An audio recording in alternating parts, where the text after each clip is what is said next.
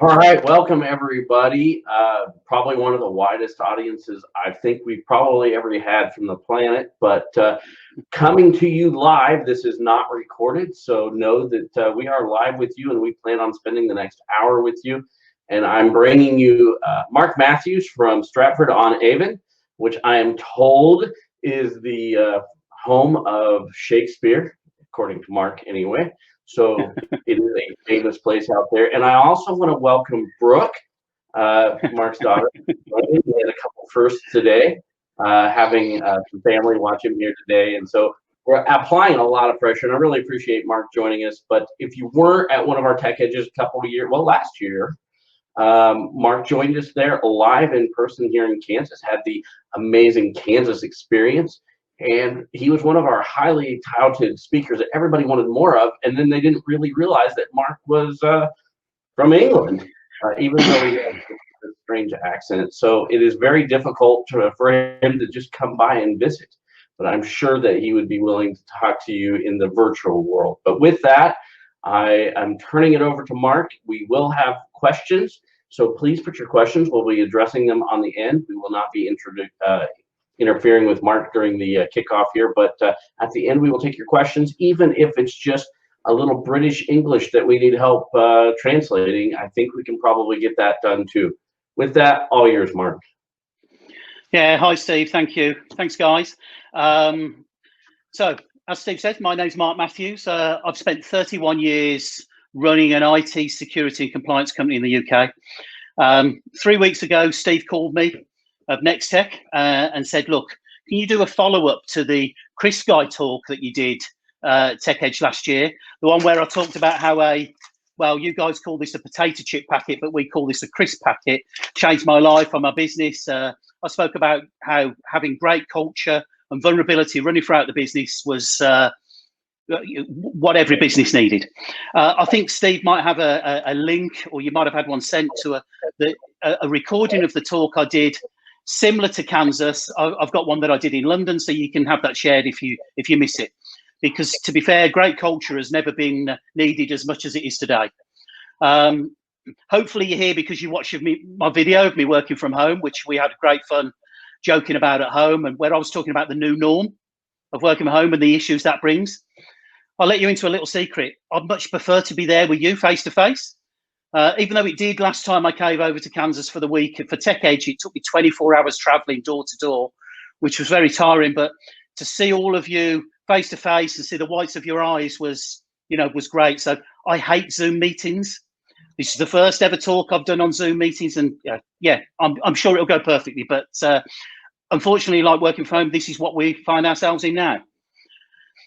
This time, normally I talk about things of my running ATG, my business, and the problems of that for the last 31 years. This time I've had to do some research, and I've got to say I've been absolutely amazed by the findings that I've had.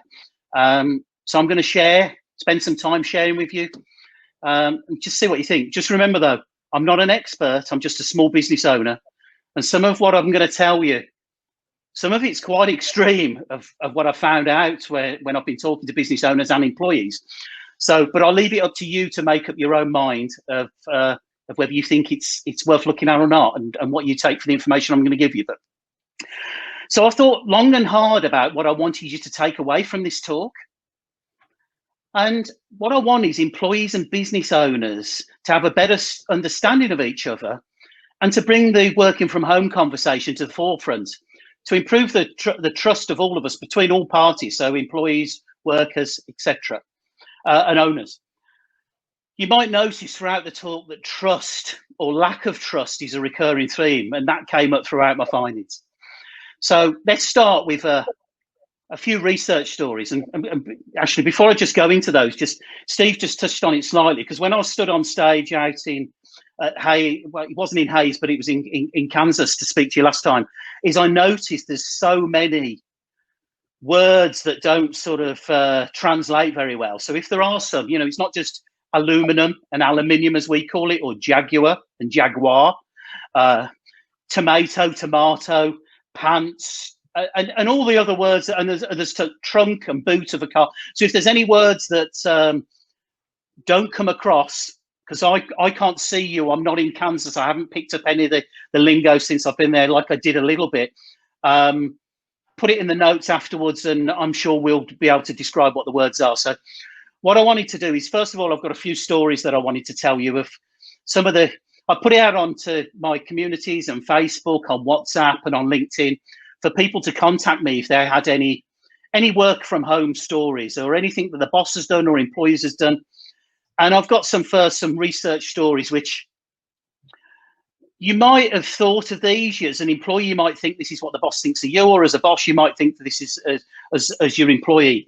But some of them actually are quite extreme, or I personally think they're quite extreme. So I'm going to start out with one that sort of gets everybody smiling or tutting. But I've heard of one owner that his staff were traveling to work from 8 till 9 o'clock, then working a day from 9 till 5, and then they were going home at 5 o'clock till 6 o'clock. So it was an hour travel.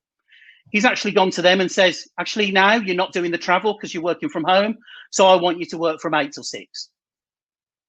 And one thing I forgot to say, all of these are true. People have said this. So a boss said that he wants his staff to now work 8 to 6 because they're not working from home. There's a story about a business owner who all of his staff had to work at home because in the UK, when we shut the country down, we all had to go and work from home unless you were a key worker. They were, I won't say what industry, and I'm going to try and not mention people's names because obviously some of them are quite extreme, like that last one. The boss had everybody work from home and then log into their computer in the office. What the boss, so they're running from their home computer, but they're actually running off their computer in their office. The boss went into the office and watched what they were doing on their computers.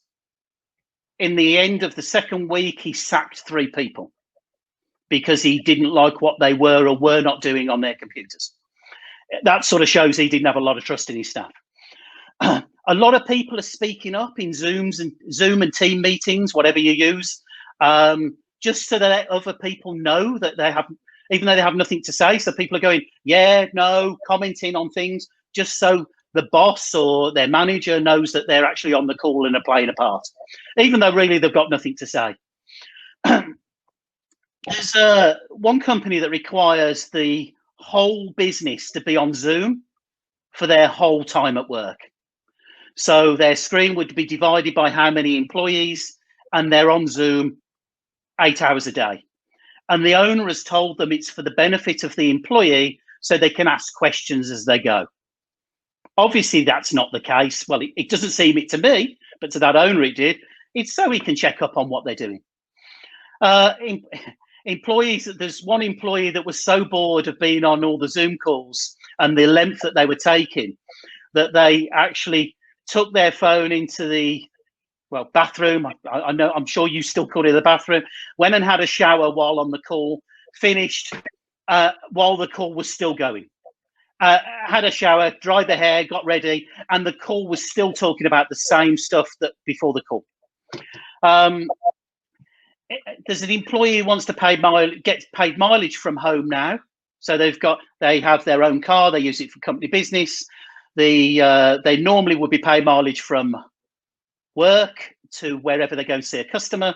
Now they want paying from home, and the owner disagreeing because, and quoting their employment contract, say, no, the place of work is at work. That's where I'm going to pay you the mileage from.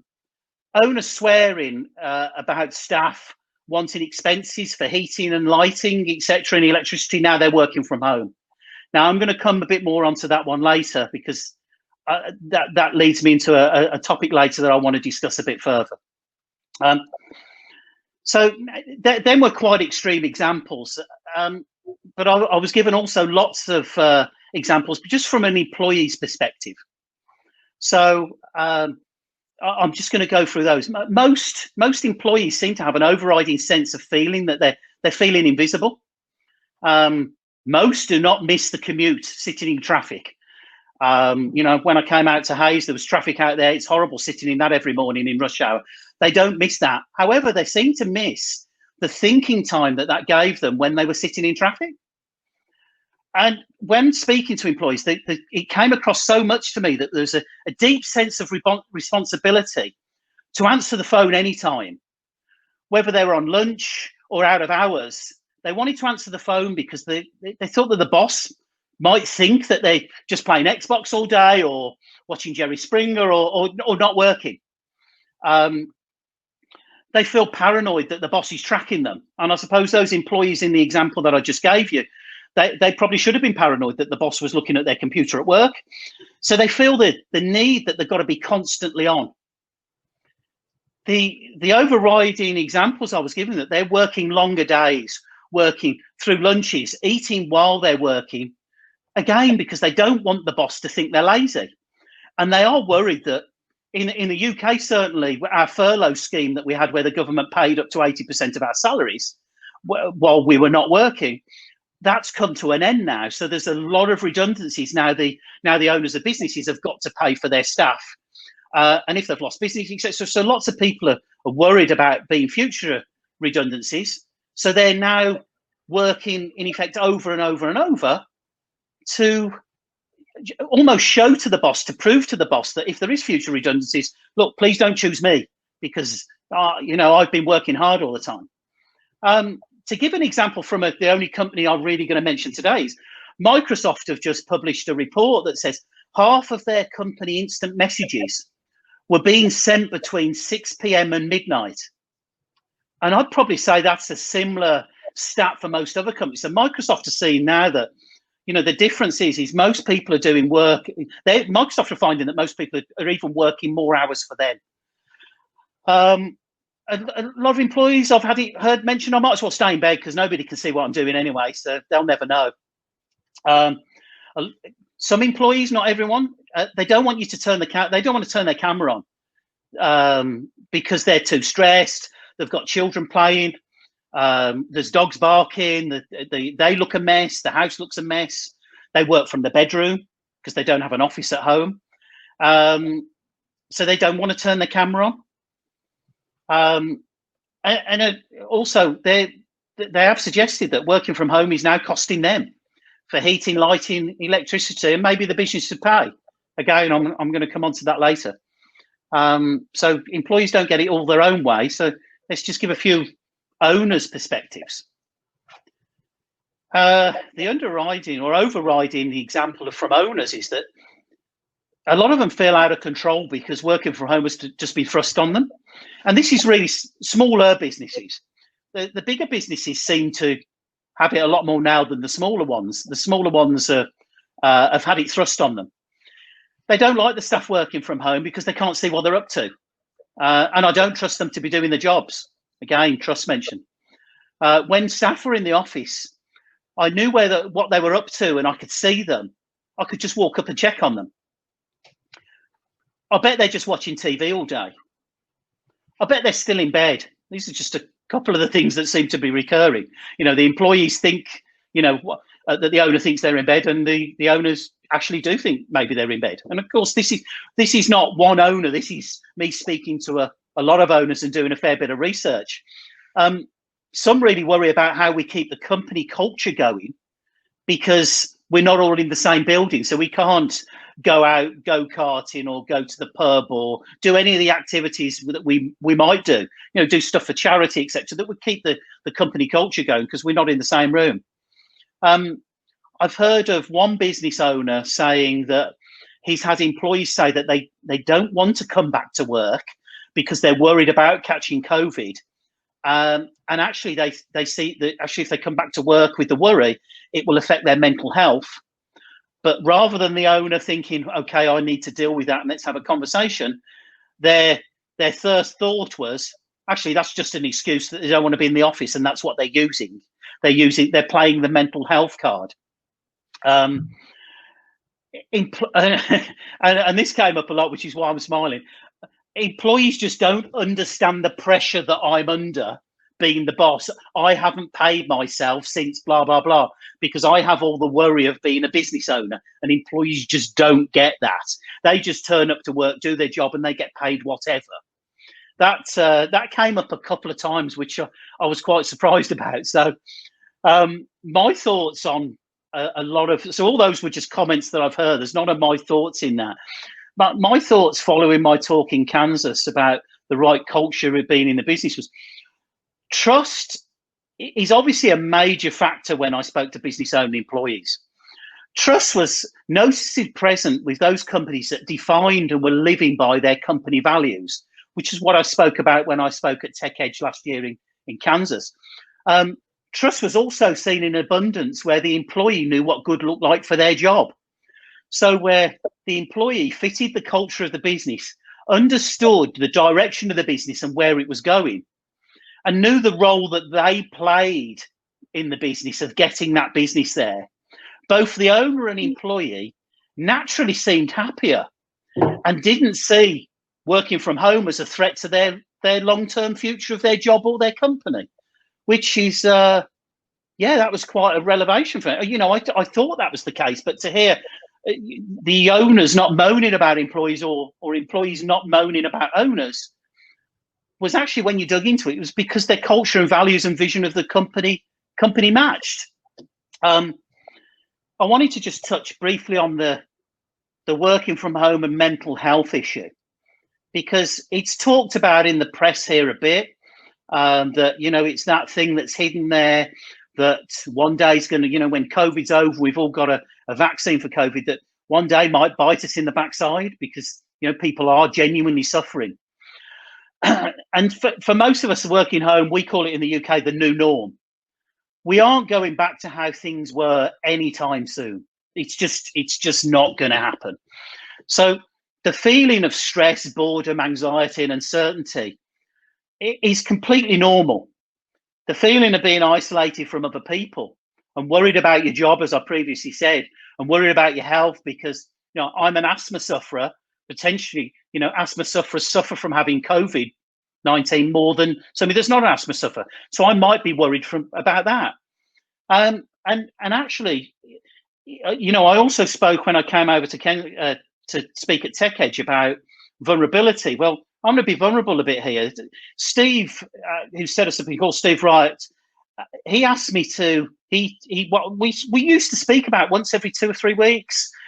We chat about all sorts of things, especially after I came over to Kansas. He asked me to do a talk back in May, but I'd been working home from March and I wasn't feeling myself as an owner, business. I didn't know where it was going. I didn't know how it was working. My customers, I'm in IT. Some of them were suffering because they were either in certain industries that COVID was hitting them quite hard. So I was a bit withdrawn. I was suffering from anxiety, etc. And I ignored Steve's calls. He asked me to speak. Can you give me a call? Let's discuss this. And I've just looked at my WhatsApps from it this afternoon, and he asked me 2 or 3 times, and I ignored it because I was sort of thinking, what does a little IT dealer from the UK, what's he got to give to a Tech Edge audience in the States? How can they relate to me? And, I ignored his call.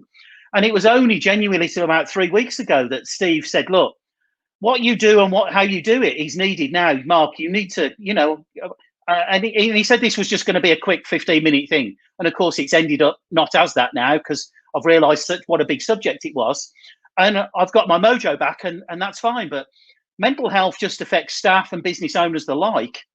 So just some simple steps. And I'm not an expert in working from home, but I'm also not an expert in mental health other than suffering a bit over the years as being an owner. But here's some just simple steps that I think you should look at taking, which is try and get into a routine. When your work day stop working, shut down, stop checking emails, focus on your home life. And at the end of the day, try and get some good sleep. Dedicate, if you can, an area of your home to work, however small that is. Working from bedrooms or on bed is not a good thing. I did speak to a couple of people that they got up in the morning, they'd slept all night, their laptop was on top of their chest. They woke up, sorry, the laptop obviously wasn't on the chest when they slept, but their laptop, they got up, they put their laptop on the chest, checked their emails, they put their AirPods in, they then carried on working for the day, and they had the dinner in the bed. You just have to think about, how much do we sweat overnight? And I'll leave you to work that out yourself. You don't really want to be working from bed. So try and dedicate an area of your home, however small, even if it's on the end of your dining table. Have virtual coffee breaks with your colleagues. Those water cooler moments that you used to have when you were in the office where you could speak to John in accounts or Steve in tech support, and just have a chat about general life, how you're doing, etc. Take computer breaks. You've got to. You can't be sitting in a screen all day. It wasn't good for your health when you were in the office. It's not now you're at home trying to prove that you're doing all the work and you're working all hours God sends. So take some exercise. I know exercise is mentioned very much with mental health, but go and take some exercise. And if you're struggling, it's very, very, very important not to do what I did and bury my head in the sand for 3 months and ignore Steve. Go and speak to somebody. Admit that you need some help and start that conversation with somebody. If it's your manager, it's your boss, it's your partner, or even the doctor or a friend, just go and speak to somebody. So let's bring it back to some employee takeaways that I think from speaking to all these people that I've spoke to. And they were all from different industries and some of these fall in line with mental health, etc. But let's look at some employee takeaways. That we need to have a distinct line between home and work life. As we did pre-COVID, we got up in the morning, we had a shower, we ate breakfast, we got in our car, we drove to work. We were gearing ourselves up. Whether you hated the travel or not, you were getting yourself in a work mode. You walked through your company door, you logged into your computer. Let's see if we can get the similar sort of thing going at home. You know, get dressed smartly. You know, I know myself, I put my jogging bottoms on if I'm not from work and I'm not on any calls. Dress smartly, because once you feel you're in the work mood, you're gonna. I think the day will go better and you'll feel better about yourself. Make sure you eat your breakfast. Attempt to emulate your commute time. Now, obviously, you're not commuting, but maybe that did give you time to think. So go and sit quietly, or maybe do some personal development. Read a book, take a course. If it took you an hour or half hour to get to work, you could dedicate that time rather than just rocking up out of bed and starting work straight away. It's got to be better that you gear yourself up for the day-to-day work and then gear yourself down when you finish work at the end of the day. And I'll say it again, I'm no expert in this. This is just what I see from my own business, but also the umpteen businesses I've spoke to or have contacted me over the last couple of weeks since they knew I was doing this talk. Not everybody has a home office, but try and set up an area in the house that you can regularly work to safely. Most people are on laptops, or if you're using a home computer, you've got a desktop. It doesn't take up a great deal of space, but see if you can dedicate an area. Again, take regular breaks from your screen, because it's not good staring at this screen all day for your eyes. Go for a walk, open the windows, let some fresh air in. Leave your desk to eat. Never eat lunch at your desk where your computer is. You need a break.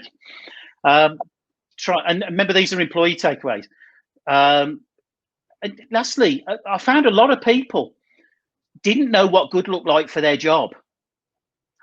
Go and just ask what your boss or your manager, what good looked like for the job, so you know when you're working throughout the day if you're doing a good job or not. It just sounds something really simple that in some smaller businesses, the workers genuinely didn't know what good looked like, so they were sort of overdoing work trying to find what good looked like for them. Now, owner takeaways. I know owners have got quite a bad rap on what I've just said, but you still have a responsibility to your employees even though they're not working from home. You have a responsibility to provide what's needed for them to do the job safely. A chair, a webcam, a laptop, a phone, the lighting in the room, etc. Some staff love to work from home. And I got in early today so we could check this link, because of course, whenever you want a link to work, links don't work. And I'm in work because I didn't trust my home internet connection. So that's a bit ironic that I'm talking about working from home and I've actually ended up coming into work because I've got a T1 line at work that I guarantee will be on all the time. I went round next door because I haven't seen my next door neighbour for the premises we're in. And I told him that I was doing this talk today. In fact, he knew I was doing it. And it sparked up such an emotive conversation with one of his employees and the owner of the business. He was basically saying, I don't want to come back to work. I'm happy and I believe I'm more productive at home. And the boss of the company wanted everybody back in work. And I think part of this me having this conversation is I want people to talk, and people don't seem to talk. If my opinion is I want you back in work, that's what everybody's got to do. Well, no, that's not right. It's so if you don't have a company policy, have a conversation with your employees and see what best works for all, because we're in the UK, we're having a thing called hybrid talked about, where, you know, you work at home some days and you work in the business some days. That might be you have home workers that actually just work at home. You have people that just work in the business, or a multitude of both. But unless you have that conversation, you're never going to know. I think owners would want their employees to work in excessive hours, especially small ones. But actually, if you do, you're not going to get the best out of them, and you're only going to burn them out. So we don't want that. So see what you can do to change that. Try and have your teams focused on the results of their job and the goals, not the hours they worked. Some people work earlier in the morning better. You know, my MD for this business, he's up at he's working at 6 o'clock every day. Maybe he works from 6 till midday. Maybe some people get up at midday and work till late. But you need to have that conversation with them so you can work out what's better for them and the business. And obviously, if people are in customer faces roles, then that changes the aspects. I'm sort of talking about people that can do this as part of their day-to-day role.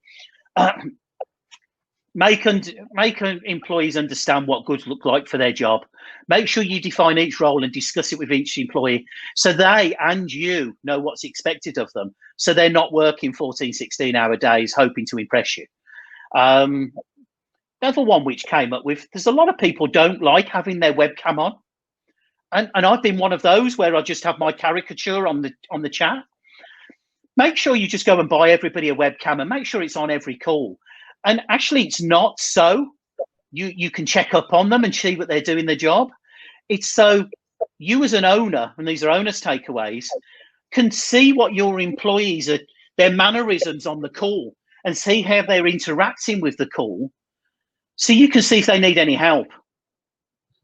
Because actually employees don't often ask for help, so you can see how their mannerisms are, how they're moving, how they're dressed, if they're, their hair's all over the place in the morning, they haven't got ready. You can see that, and you know what? That's how we build relationships. So ask them to have the webcam on every call, because it's not to check up on them, and make sure you're telling them it's not to check up on them. It's just so you can interact. It's now we're all wearing these face masks when we're out. You can't recognize friends down the road because you can't see them. We need to now, and I'm staring into my webcam, we need to see the whites of people's eyes so we can see and feel them. So get everybody to have their webcams on. And a lot of my staff, I think I had half of my company didn't have webcams at home.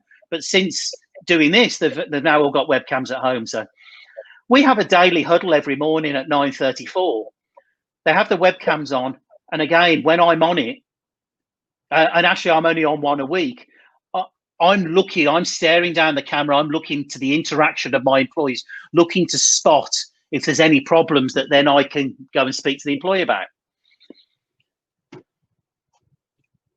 Webcams and Zoom meetings, etc., are mainly used for talking about work.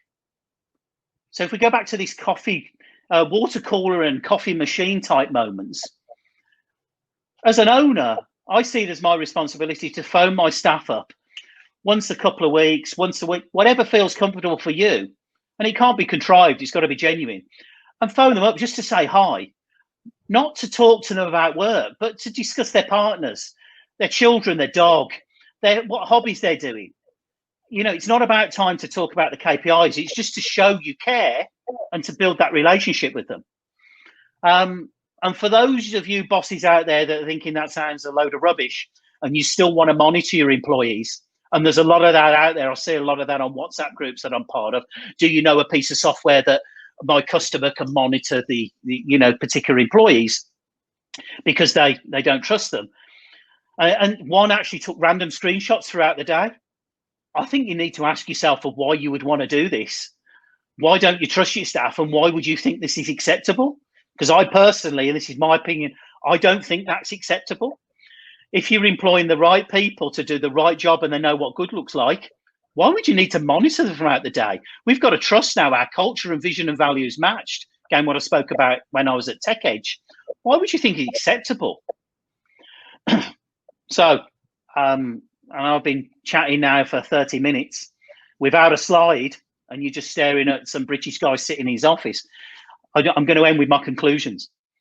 So from the research that I've done, my underlying feeling, and I can't stress this enough, is employees are working harder than they ever have under exceptional circumstances, which goes completely against what a lot, I don't mean all, but actually maybe I'll use the word some, bosses seem to think, especially when ones where the word trust was used and trust doesn't exist.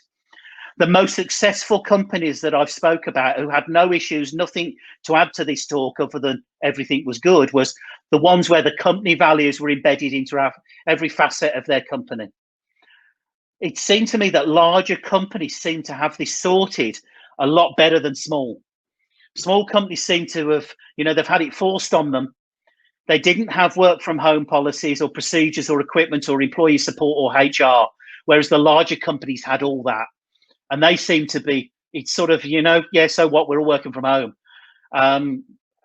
Smaller companies seem definitely to be playing catch up.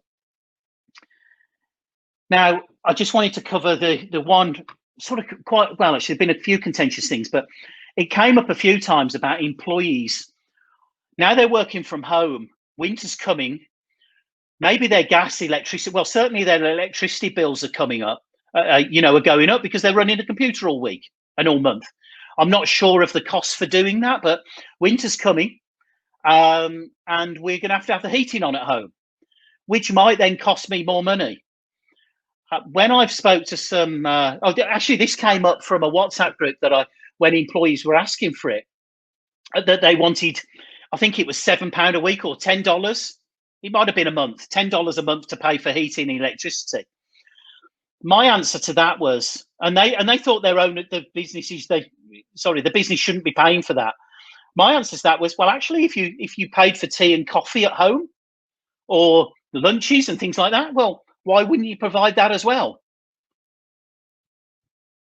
And their answer to that, or a lot of the answers, well, people are not traveling to and from work now, so they're saving that expense. And the reason sort of for this talk is, what works for me? I've actually, my employees came in a few weeks ago and they found tea and coffee and sugar on their desk for them to take home. Because my thought is that I would much prefer to own that conversation than actually have the employees discussing this behind the scenes in the WhatsApp group that you're not in because you're the owner or you're the manager. I would much prefer to own that conversation and go to them and go, look, I'm going to provide you with tea and coffee. I'm not sure we'd do it every month. I'm not sure they'll want it every month, but we're going to do that because we're thinking of you. We provided at work, we didn't at home. And the same with gas and electricity. Well, how much is it going to be? I don't know, because winter's not here yet. It might be a lot of money.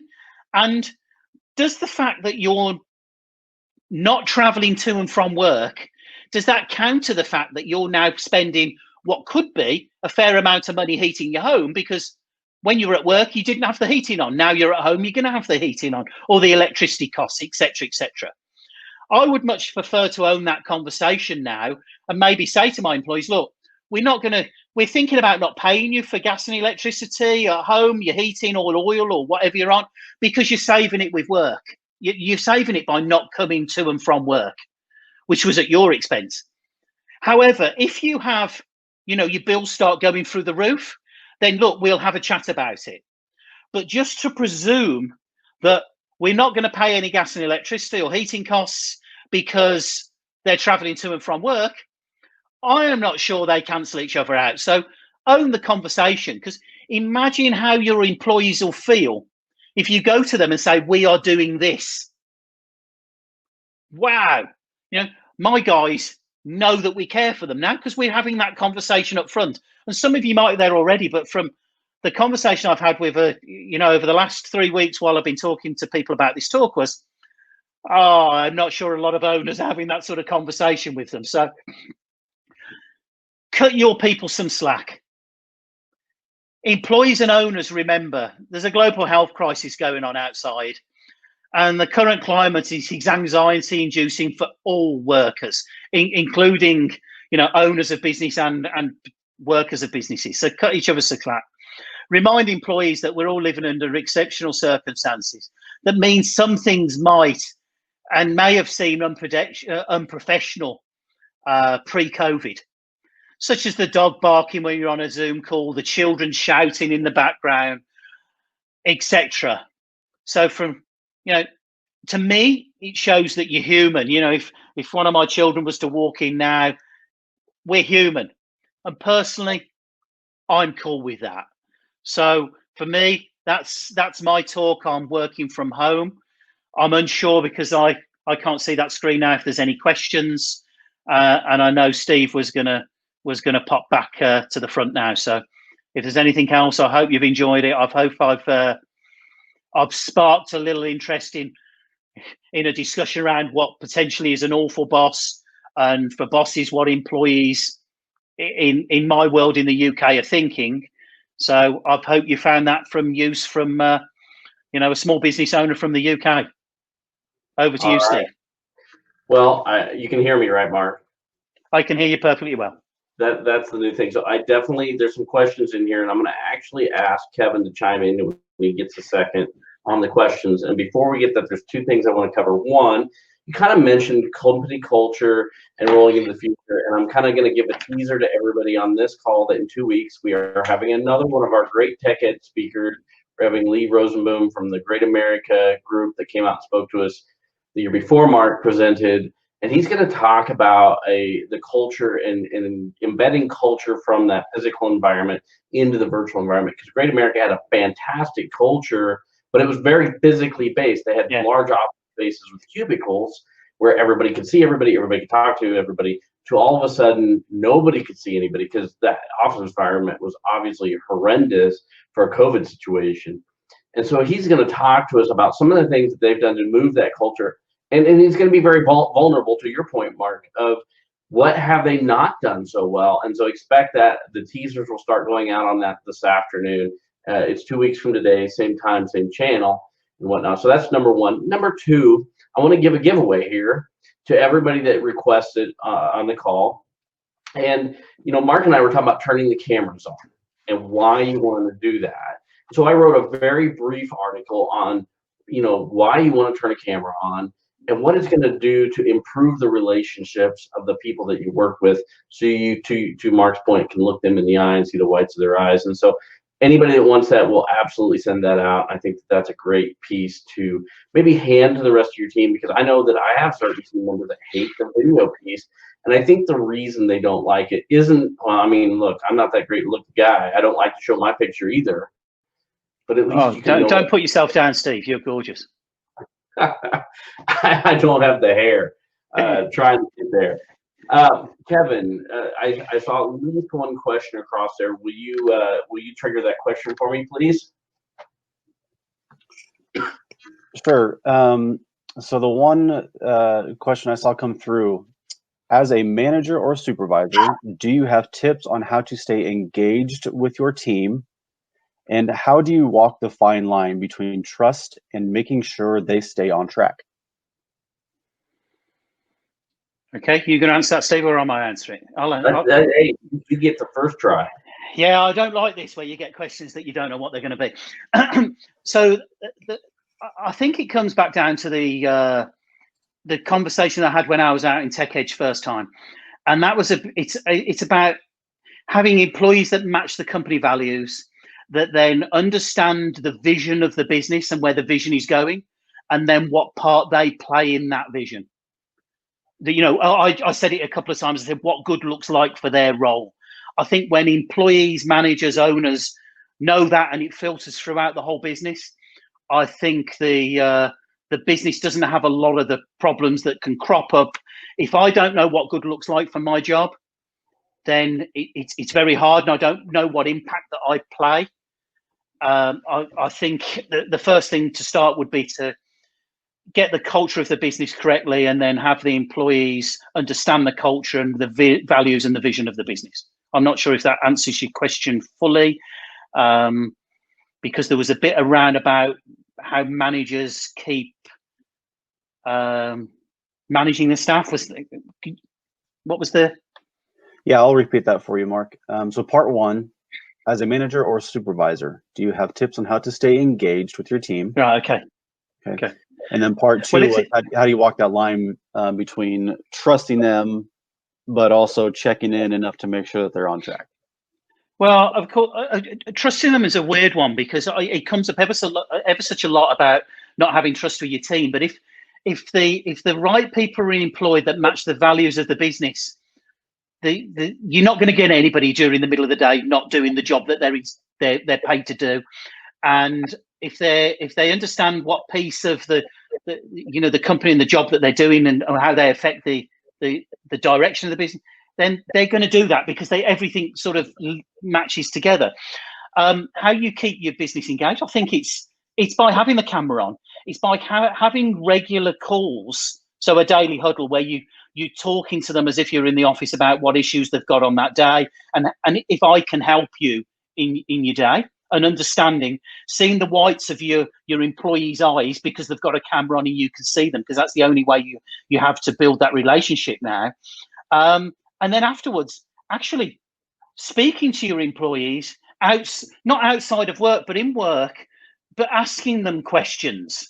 Now, I actually have a spreadsheet that has all my employees' names, and then across the top of it, it has what their wife's called, what their dog's called, what the children's names are, what the wife works at, or actually, what the husband works at, etc., etc. A big matrix. So when I'm having a conversation with them, I can say, "Oh, how's Ted the dog? Because you had a problem with him last time." Because that's how we need to build relationships, and it's about relationships for me.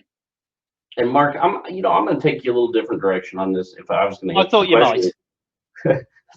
Well, part of it is, how do you address issues with team members? Because you're right, trust is absolutely key. And the first thing I have to look inside is why am I asking the question that I'm asking? Is it out of a lack of trust, or am I seeing the result that is not of the equivalence that I would expect, whatever that might be?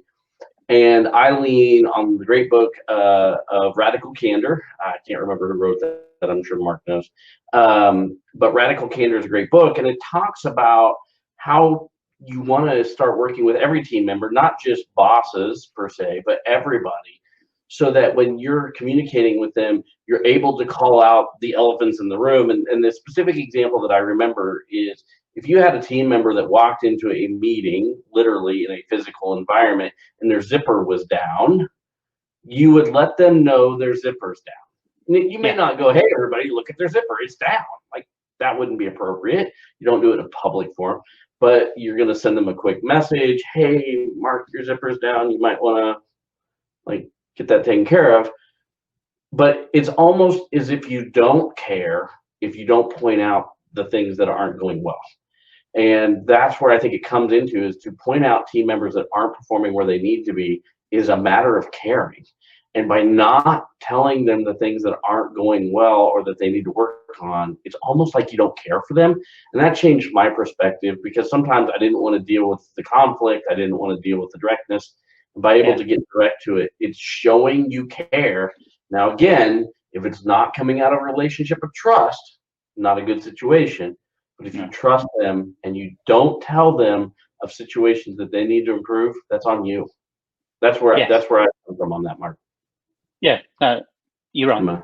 You just explained it. You just explained it a bit better than me.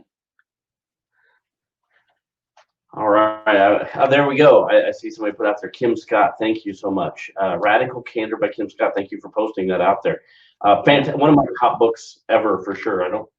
I think I gave that one away. So no, I just looked for it then on my desk, but I haven't got. I have read it a few years ago now, but good book. All right, so I didn't see another question over here, but I'm going to challenge you, Mark. All right. Great. Okay. So we haven't rehearsed this, by the way. So Mark has. No, you haven't. That's why I'm. Yeah. Right. So you make this point of providing maybe the cost of electricity, the £7, or maybe the coffee or the tea in your case, for those kind of things. Here's my question that I'm ultimately going to ask you is, if I'm a business owner or director in a business, look, I still am paying for all this square footage that I'm still heating, that I'm still air conditioning, because either some of the team members are reporting there, or even if none of them are reporting there, I have all these costs. Yeah.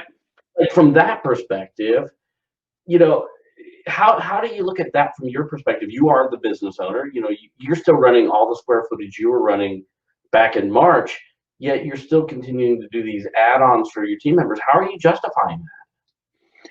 You know what? It's quite funny coming in the office for the first time today. We've had our office back open, I think, since I think it was August the 1st we came back to, you know, where we could have, you know, the UK is going through another bit of a lockdown at the moment, but the area we're in is we're allowed to work if you can get to work. So I've got some people that do not want to work from home for whatever reason. They don't like it, so they're in the office. And I actually come in today and my heating is on. I have one person downstairs in my tech room in a 6,000 square foot building, and I have the heating on, which, yeah,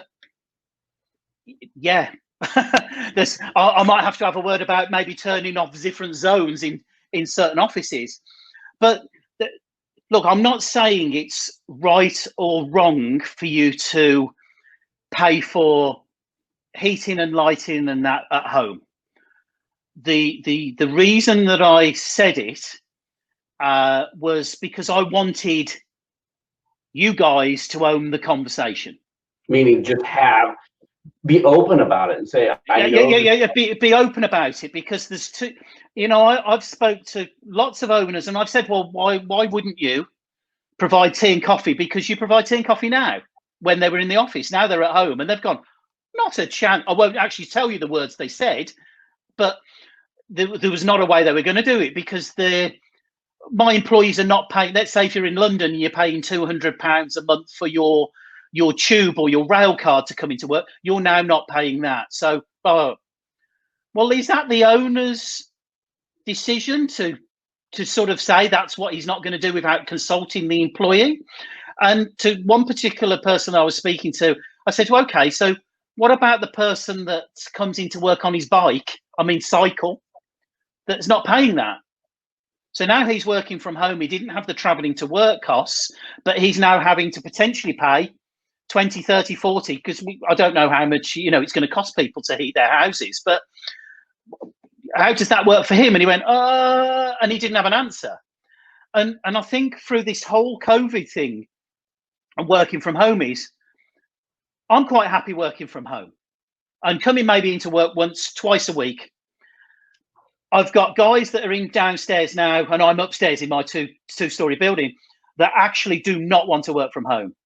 And then there's other members of staff that are going, you know what, I want to stay at home. I prefer it because I can take the kids to school. I can pick them up from work, but I'll have a shorter lunch. And you know what? That's cool. And what it's shown me is the fact that one thing is not right for every staff member. And for you as an owner to presume that it is, I think is a failing on your part. So have the conversation.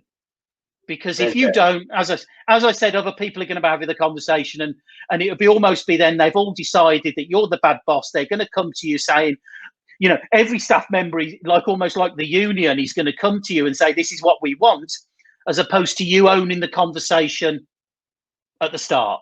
So I don't think there's no right or wrong. It's just own the conversation.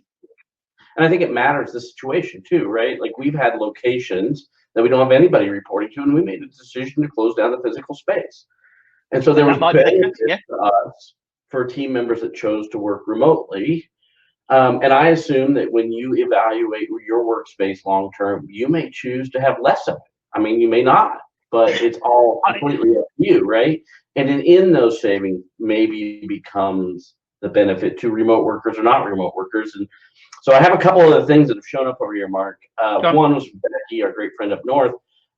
Becky pointed out that having personality tests and whatnot, and I'm going to call one out only because Mark has it behind him on his left. All right, there, the monkey. The other way. Yeah, there we go. The monkey there. So if you don't No, that's not a monkey. That's a lion 12 and camel 5. It is. Oh, it is? Okay, it looks like I couldn't tell. The Lion 12. So if you're not familiar with the Eagle Center for Leadership, Dr. Larry Little, he has a great personality test. It is free on the website. I apologize, I don't know the exact website, but didn't know I was going to be advertising it for Larry. But if you sorry, Steve, if you search "Make a Difference" by Dr. Larry Little, Yep. It'll come up. And that's the book. Thank you, Becky. And it gives you personality traits, with Mark being a lion, meaning he's domineering. And then what was the other one? Camel? I'm a camel. I'm 5 camel. Yeah. Camel. And see, I'm a lion monkey. Not a big surprise there. And so it will define what each one of those animals mean. In fact, I've even seen it at companies where they put the animals on people's cubicles. They put it in their personality. That's what it's there for me. It's there for me. It's on everybody's desk in the building. So we know then how, when we're speaking to somebody, how they're going to react to what we say. Because it's true. It works. And specifically with us lions can be very problematic for company culture because we dominate.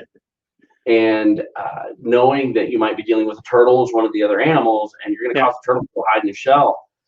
So you want to make sure that you're appropriately communicating to those team members. So thank you for that from Becky. I wanted to have that. And then Michael has on here, as an employee, it's very that is very conscientious, but I've had a lot of difficulty staying focused while working from home.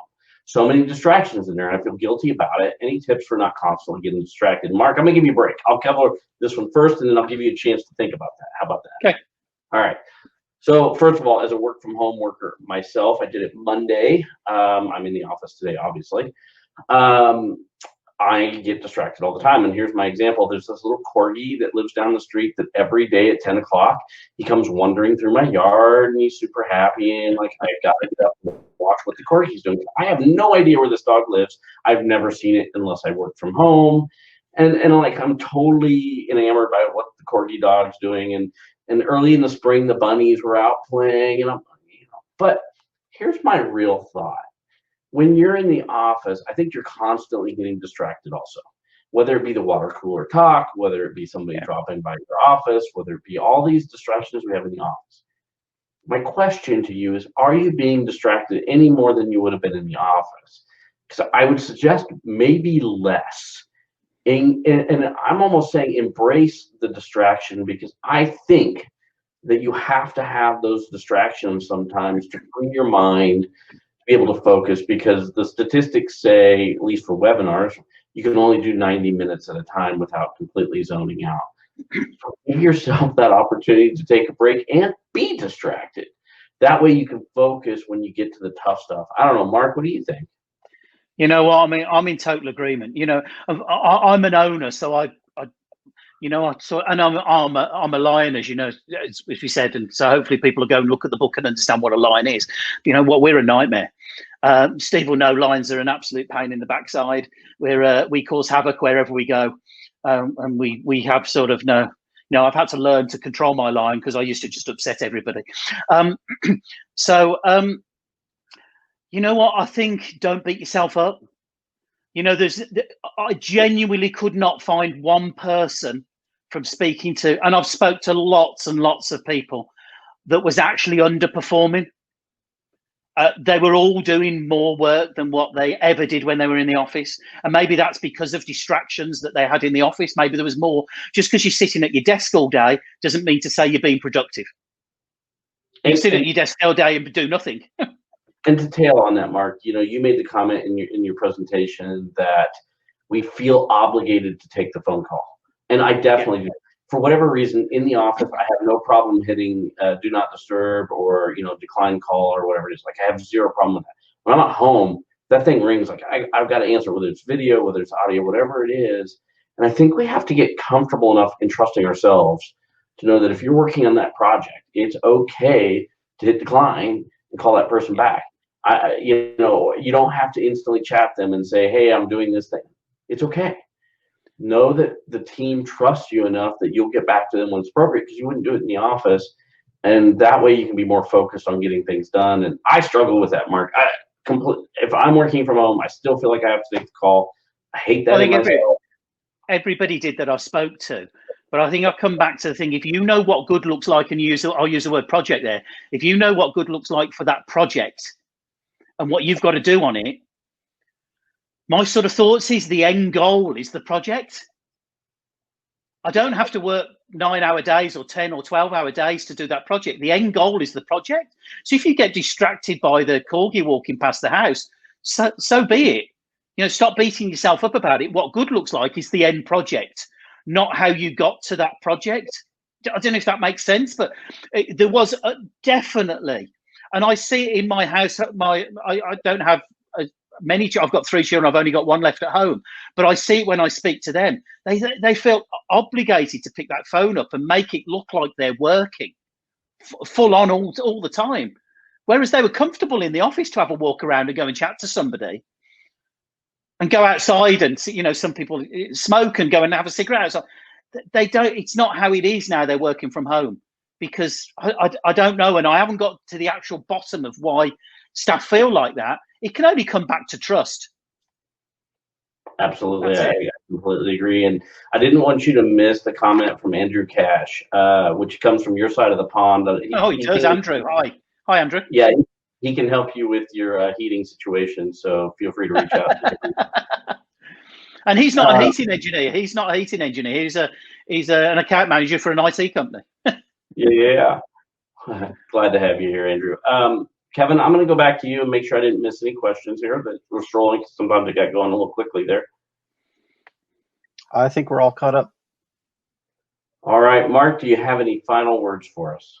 No, other than the fact that I'm sorry that you've just have to listen to me for the last 40 minutes talking without any slides, because I thought, you know, slides would only have to be corny pictures of somebody lying in bed with a laptop, etc. So I chose not to do it with slides, which is the first time, and I hope it's been worthwhile, and I hope I get asked to come back and speak in Kansas at Tech Edge again, because it was one of the best experiences that I've ever had. So thank you guys for asking me. I'm going to ask you to do a shameless plug here. You do have a website where you have some great content out there for people. Please plug your website. It's not your IT business, obviously. It's more in the consulting side, how you help people. If they reach, are you know, where maybe they can get a hold of you? They can obviously reach out. Yeah, so you can email me at mark@crispleadership.com, and you can see my website and read some of the articles and see some of the other talks I've done, which is not only the one I did in Kansas a couple of years ago, but there's a number of talks I've done about problems of running a small business. And you can get that on www.crispleadership.com. Thank you. Yeah, thank you, Mark, for that. And if you haven't seen his website, please go there. I enjoyed checking up with Mark. Follow his poor YouTube channel, because I was like number 8 on that. And we've got to give some love to Mark's YouTube channel. And so anyway, we appreciate you joining us, Mark. One final plug: 2 weeks from today, 10 o'clock, we have Lee coming back to talk to us about taking a great culture from a physical environment into a virtual environment. That will be Lee, a great trailer coming out like Mark's intro video. If you haven't seen Mark's intro video, I highly recommend it. And then we'll be covering that. Also, Kevin will be tracking anybody that wants the article on turning webcams on. Put us over here on the chat or send us a message. We'll make sure we get that out to you. And with that, we're going to close this down. We appreciate everybody attending and look forward to hearing from you. Thank you, guys.